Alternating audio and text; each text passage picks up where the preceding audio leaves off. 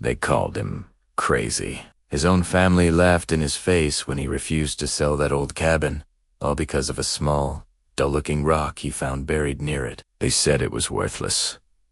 They said he was throwing his life away. But when his loyal dog started digging near that same rock, what they found didn't just change everything.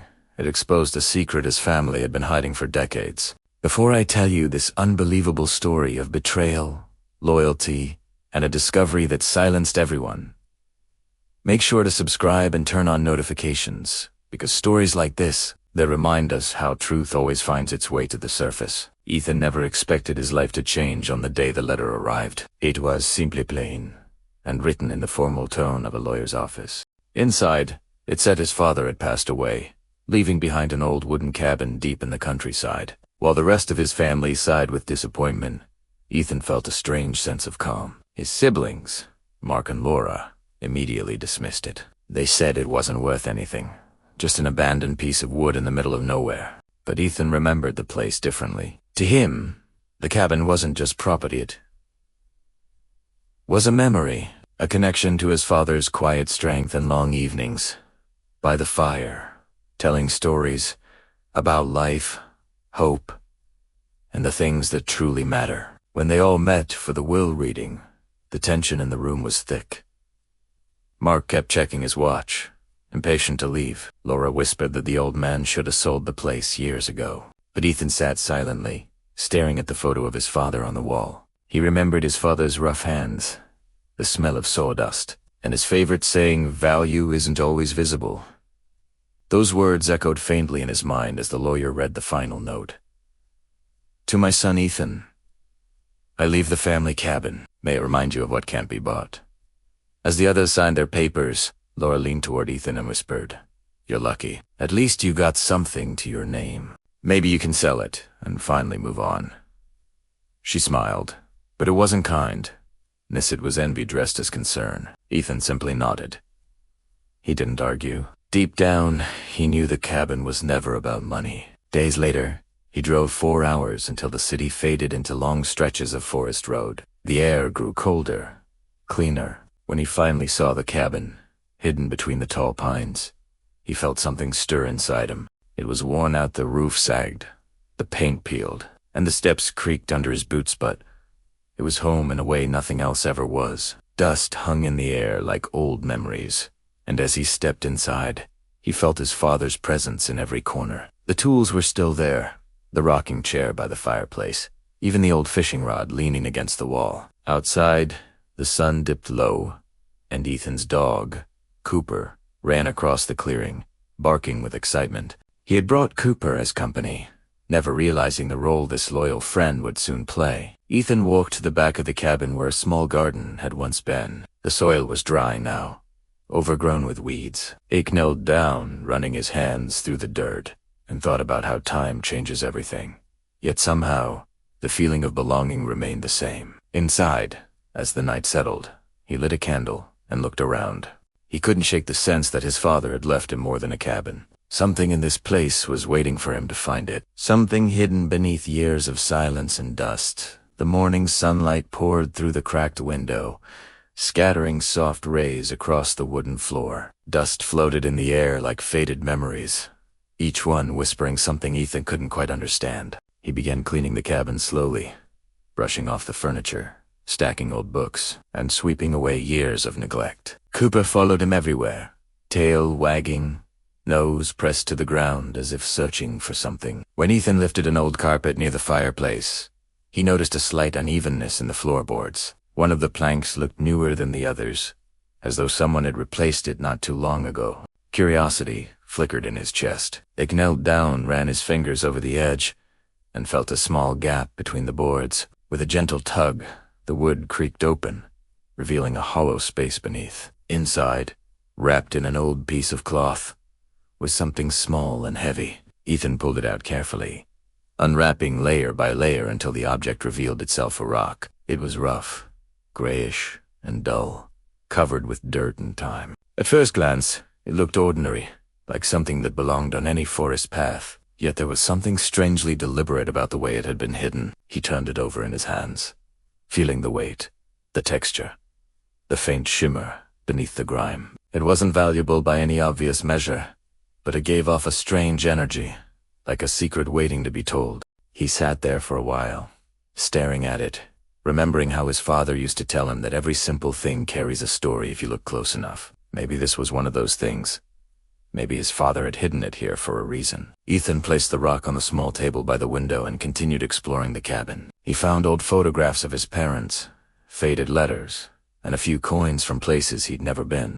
But his mind kept drifting back to that rock. Why would his father, a man who believed in hard work and honesty, go to such lengths to hide something that looked worthless? That night, as rain began to fall outside, Ethan sat by the dim candlelight, turning the rock over and over again. Cooper lay at his feet, occasionally lifting his head as if sensing his owner's unease. When the candlelight hit the rock just right, Ethan noticed faint carvings, tiny lines etched into its surface, almost invisible.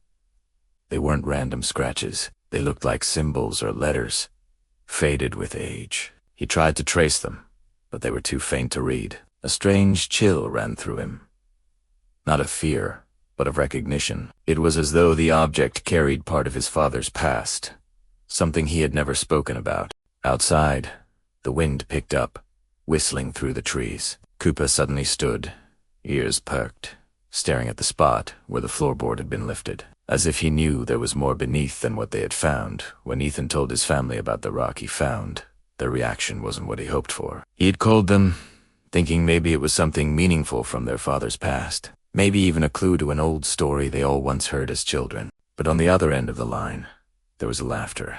Mark's voice came through first, sharp and dismissive, saying it was probably just a chunk of old gravel. Laura added that Ethan had always been too sentimental, always trying to find magic in useless things. Their words cut deeper than he expected, not because of what they said, but because of how easily they said it. Like his connection to their father was something foolish. Ethan stayed silent, listening as they made jokes about how he should start a rock collection, how maybe he could trade it for a sandwich at a flea market. When he finally hung up, the cabin felt colder, emptier. The next few days brought tension that hung in the air like storm clouds. Mark called again, this time more serious, asking if Ethan had considered selling the cabin. "You're wasting your time up there," he said. "The land is old, the place is falling apart, and there's no reason to keep it. Dad didn't leave us much, but at least we can make something out of this." Ethan refused, gently at first, saying he just needed time. That answer didn't sit well. Soon, Laura began messaging him too, pretending to care but always circling back to the same things. It was clear they didn't want the cabin because of memories. They wanted the money.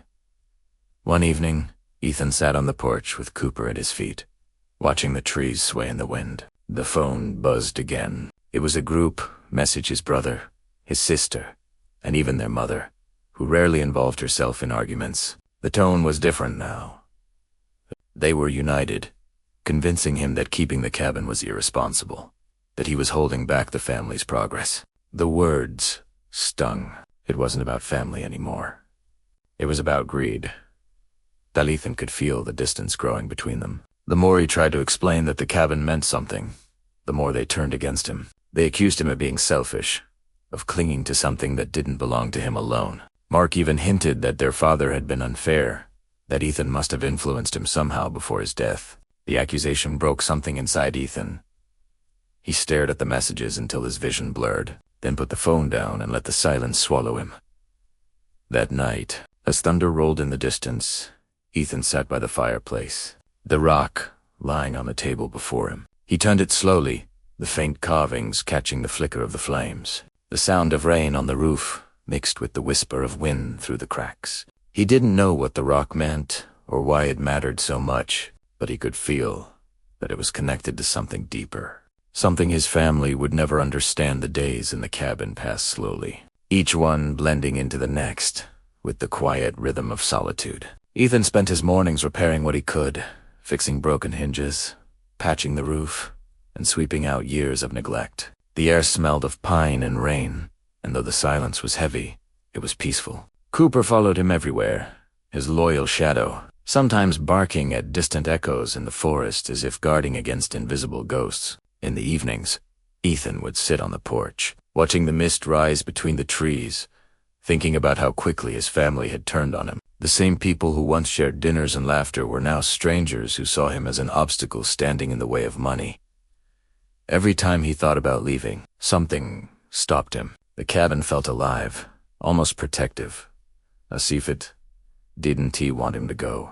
He often found himself staring at the rock on the table, the dull gray surface glinting faintly whenever the firelight touched it. He couldn't explain why, but he felt drawn to it, like it held something his father wanted him to find.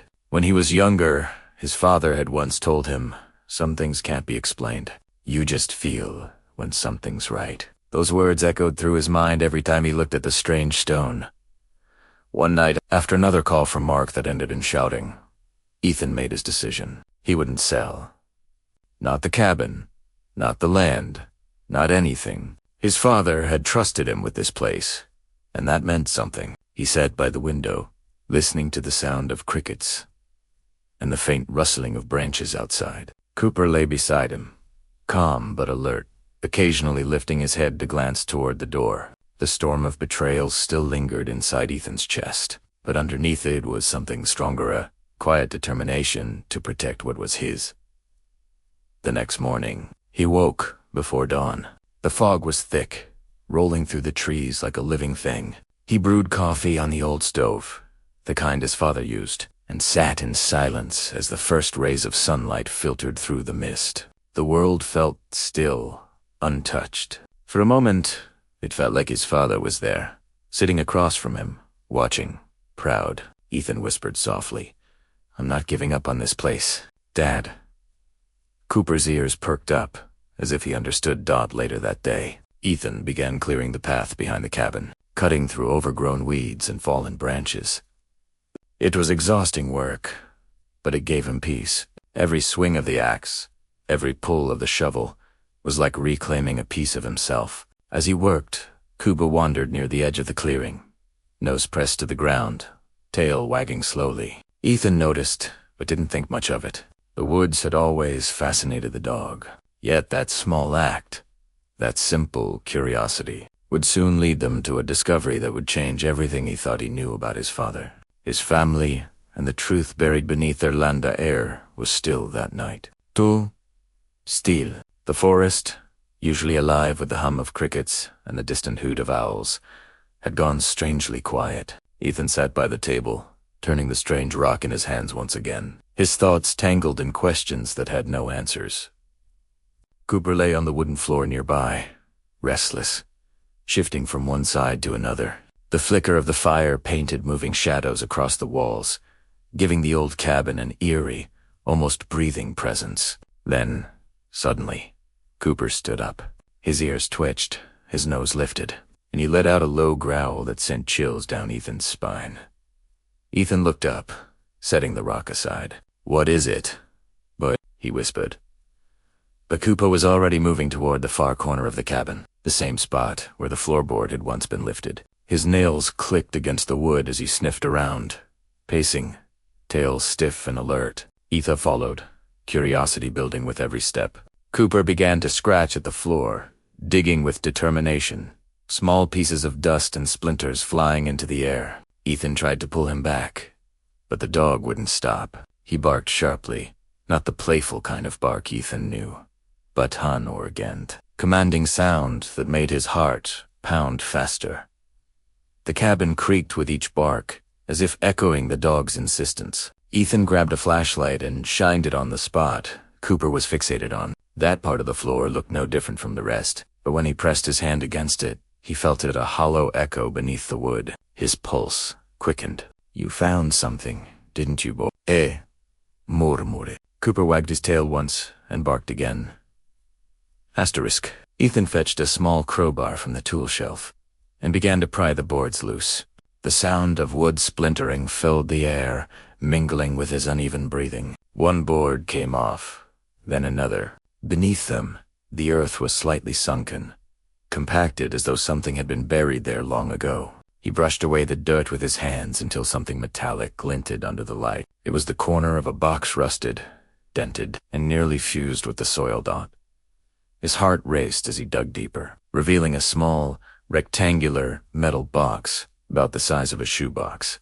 The hinges were old, the surface covered in rust, but it was still sealed tight. Cooper barked once more, circling around, as if urging him to open it. Ethan hesitated for a moment, his hands trembling. Whatever was inside had been hidden deliberately, maybe even protected. He tried to remember if his father had ever mentioned anything like this, but nothing came to mind. The silence in the room thickened, heavy with anticipation. With one deep breath, Ethan wedged the crowbar under the lid and forced it open. The rusty metal groaned, and a faint smell of age and earth filled the air. Inside, he saw folded papers, a bundle of letters tied with string, and beneath them, something wrapped in dark velvet that caught the light in a way that made his heart stop for a long moment. Ethan couldn't move. The sight of the box's contents froze him where he knelt, his breath shallow and uneven. The candlelight flickered over the aged letters, their edges yellowed and soft, and the small velvet pouch that seemed out of place among the dusty relics. Cooper sat nearby, watching silently, his eyes reflecting the glow of the fire like twin embers. Ethan reached out, his fingers trembling as he lifted the letters first. The paper was fragile, almost brittle, but when he unfolded the first one, he immediately recognized the handwriting. It was his father's, steady, deliberate, and unmistakable. The first few lines were simple, almost like a diary entry, describing repairs to the cabin, weather patterns, and brief mentions of family. But as Ethan continued reading, his pulse began to quicken. The letters spoke of a discovery, something his father had found years ago during a mining project deep in the northern hills. His father mentioned stumbling upon a hidden vein of uncut gemstones, most of which were confiscated by the company he worked for, but one in particular he had taken home. "I couldn't let them have all of it," the letter said. "Not because of greed, but because some things feel meant to stay in the family." Ethan's eyes lifted to the table, to the dull gray rock he had found under the floorboards. His breath caught as realization struck it wasn't just a rock. Setting the letters aside, Ethan reached for the small velvet pouch. The fabric was stiff with age, tied at the top with a thin, faded string. He loosened it carefully, the knot coming undone with a faint snap. When he poured the contents into his palm, the candlelight shimmered across the surface of what fell out. It was a stone no, a gem and polished, but radiant beneath the dust. Its edges caught the light in faint colors, subtle flashes of blue and gold. He turned it slowly, the weight heavier than he expected. It was rough, imperfect, but undeniably precious. Ethan's mind spun with questions. Why would his father hide something like this? Why bury it instead of passing it on? The next letter offered a clue. His father had written, "I don't trust them to understand what this means. They'll see money where I see memory. This isn't meant to be sold, it's meant to remind whoever finds it that not everything valuable belongs in a bank." The words hit him like a wave. His siblings had been right about one thing. There was something hidden, but they could never have understood what it truly represented. Ethan leaned back, staring at the gem in his hand as the room seemed to grow smaller around him. Cooper moved closer, resting his head on Ethan's knee, a low whine escaping his throat as if sensing the shift in the air. Outside, wind rattled the trees, and rain began to fall again, tapping softly on the roof like a steady heartbeat. Ethan's thoughts blurred between disbelief and awe, the reality of what he'd uncovered settling deep inside him.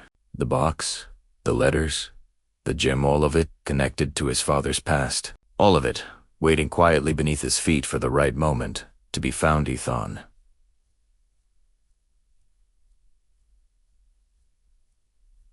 spent the rest of the night reading through the letters, one by one, each word revealing more of the man his father truly was. The handwriting told its own story, firm and controlled in the beginning, then shakier in the later pages, as if age and time had begun to weigh him down. The letters weren't written in order. Some were dated years apart, others with no date at all, but together they painted a picture of a man burdened by secrets he had carried alone. His father had written about the mining camp where he once worked, the long days in the mountains, and how he discovered something the company had tried to cover up. There was mention of corruption, greed, and a small group of men who took what didn't belong to them. Ethan's father, unwilling to be part of it, had taken one stone out for wealth. But as proof of truth, as Ethan turned each page, The emotion behind his father's words seeped through. He wrote about fear, about being followed, about keeping the gem safe from people who would do anything to have it.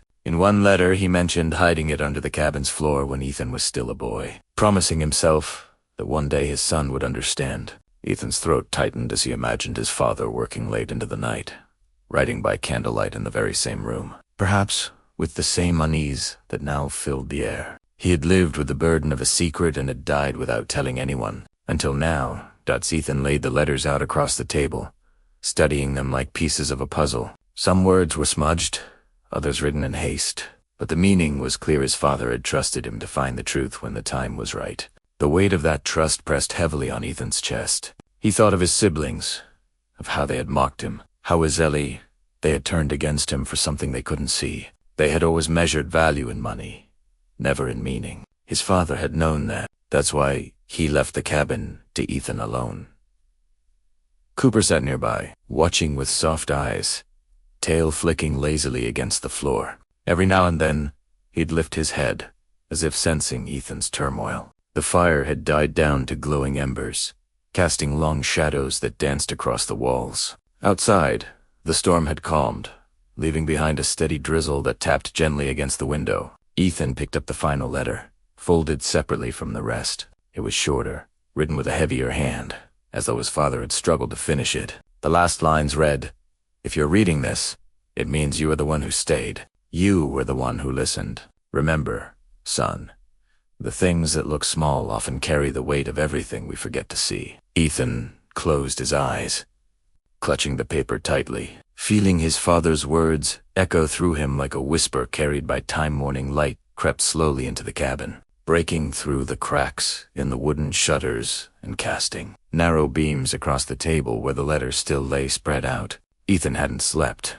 His mind was too full, looping through every line his father had written, every moment of doubt, every hint of danger. The rock, now clearly a raw, uncut diamond, sat before him, glinting faintly whenever the light touched it. What once looked ordinary now carried the weight of a lifetime's worth of truth. His father hadn't been hiding treasure out of greed. He had been hiding it from the greedy. That realization filled Ethan with a strange mix of pride and sadness. He ran his thumb across the rough surface of the gem, feeling the uneven edges, the coldness that seemed to pulse faintly under his touch.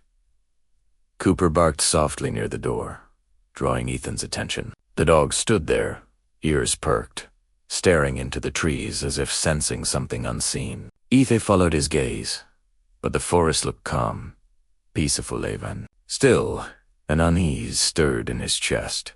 Maybe it was just nerves, or maybe it was the awareness that everything had changed. The rock was no longer worthless. It was a secret of immense value, one that his father had risked everything to protect. And now, Ethan was the one who had to decide what to do with it. Later that afternoon, the phone rang. It was Laura. Her voice was sweet, almost too sweet, the kind of tone she used when she wanted something. She asked if he was still staying at the cabin, if he had found anything interesting. Ethan hesitated before answering, carefully keeping his tone calm. "Just old memories," he said, and she laughed softly, as though she didn't believe him. She mentioned that Mark had been asking about the place too, that they were thinking of coming up to visit soon. The words made his stomach tighten. It wasn't concern that brought them, it was curiosity. They knew something was different. Somehow, they always did. After hanging up, Ethan looked at the diamond again, realizing that its discovery would only bring more trouble if they found out. He thought about hiding it again, somewhere deeper. But then he remembered his father's words about value and truth. Maybe it wasn't meant to stay buried forever. Maybe it was meant to prove something, to show what kind of man his father truly was. Still, fear lingered like a shadow in the corners of his mind. Asterisk. That night, he sat by the fire, the gem resting on the table beside him. Its dull gleam seemed to move with the flames, alive and mysterious. Cooper lay at his feet, calm but alert, occasionally lifting his head to glance toward the window. Ethan's thoughts swirled between wonder and anxiety, between pride and the faint whisper of danger. Outside, the wind carried faint sounds through the forest, branches creaking, leaves shifting, and somewhere in the darkness beyond the porch, something unseen moved. As if drawn by the same secret that had kept this place hidden for so long, Mark sat in silence by the dying fire, his thoughts heavier than the night pressing against the cabin windows. The events of the past days refused to leave him, circling his mind like restless ghosts. His family's betrayal still burned, the sting of their laughter when he tried to explain the worth of the strange rock they dismissed as worthless. Now, that same rock sat on the table before him, gleaming faintly in the dim light as if aware of its own power. Max, his loyal dog, lay near the door, his eyes alert and restless, ears twitching to sounds Mark couldn't hear. There was a stillness in the air, not the peaceful kind, but one that hummed with unseen tension, as if the forest outside was holding its breath. Then, a faint scratching sound came from beneath the floorboards, slow and deliberate, like something moving. Mark froze, his heart pounding. Max lifted his head and growled low, deep in his chest, the same spot where Max had found the rock earlier, now vibrating faintly as though something beneath it was waking up. Mark grabbed a flashlight, his hand trembling, and shone it toward the floor. The sound stopped instantly, and the silence that followed was even more terrifying. Then, slowly, the faint glimmer of light pulsed again from under the wood, steady and rhythmic, almost like a heartbeat. Mark dropped to his knees and pried up one of the loose planks, revealing dark, compact earth. He brushed it away, revealing something solid beneath the soil. A strange metallic object covered in dirt, smooth, curved, ancient-looking. The glow from the rock intensified, casting an eerie shimmer across the cabin walls. Max barked suddenly, his fur standing on end as the light flickered in patterns across the room. Then Mark saw its symbols engraved into the metal, the same as those faintly etched into the rock. His breath caught. The markings matched perfectly, as if the rock was a missing piece of something far greater. He wiped the dirt away with shaking hands, revealing an old, rusted box fused into the ground, sealed tight as if it hadn't been opened in centuries. Max went softly and nudged the edge of the hole, urging him on. Mark hesitated but began to dig deeper, pulling at the corners until the seal finally cracked. A rush of cold air escaped, smelling of metal and earth. Inside, wrapped in decaying fabric, were several more stones, each glowing faintly in the dark, the same strange color as the one he had. But there was something else too, a small metal plaque resting above the stones. The inscription was in a language he couldn't understand, yet as the glow touched it, faint letters began to shift and rearrange into English. It read, "He who unites the stones awakens the truth." A chill ran through Mark's spine. Max growled again, but this time it wasn't from fear, it was warning. Outside, a twig snapped. Someone or something was watching from the darkness beyond the glass. Mark's breath quickened as the sound outside grew closer. Deliberate footsteps, crunching through the leaves, circling the cabin like a predator testing its prey. He turned off the flashlight and crouched low, the faint glow of the stones painting ghostly shadows across the wooden floor. Max stood stiff beside him, his eyes fixed on the door, a low growl vibrating in his throat. Then came a voice familiar, calm and cold. "Mark, open up. We need to talk." It was his brother, Daniel, the same brother who'd mocked him, who'd sold off their father's land behind his back. Mark froze, the betrayal still fresh. But something was off about Daniel's tone. It wasn't the arrogance he remembered. It was too even, too controlled. The doorknob turned slightly, slow and deliberate. "I know what you found," Daniel said softly. "You don't understand what you're holding. Let me in." Mark's heart pounded in his chest. How could Daniel know? No one else had seen the stones except him and Max.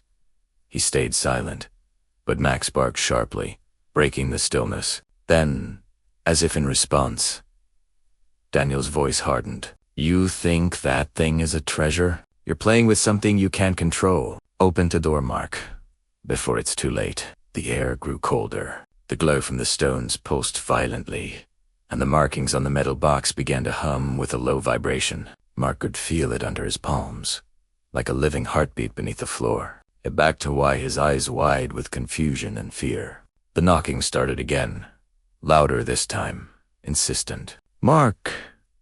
Daniel shouted, his voice rising into desperation. "Please, It's not just a rock. It's a key.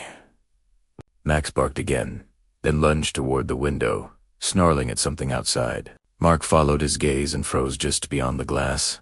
Daniel's face stared back, pale and still, eyes wide with fear. But then another shadow moved behind him, tall, formless, and shifting, like smoke given life. Before Mark could react, the window shattered inward with a deafening crash. The lantern toppled, flames licking the edges of the wooden frame. The stones flared, blindingly bright, and the metallic box cracked open fully with a deep, metallic groan. A surge of light erupted from the floor, swirling around Mark and Max like a storm. The air vibrated with strange whispers, ancient and layered, as if the voices of the past were speaking all at once. The shadow outside recoiled, retreating into the forest with a sound that wasn't human.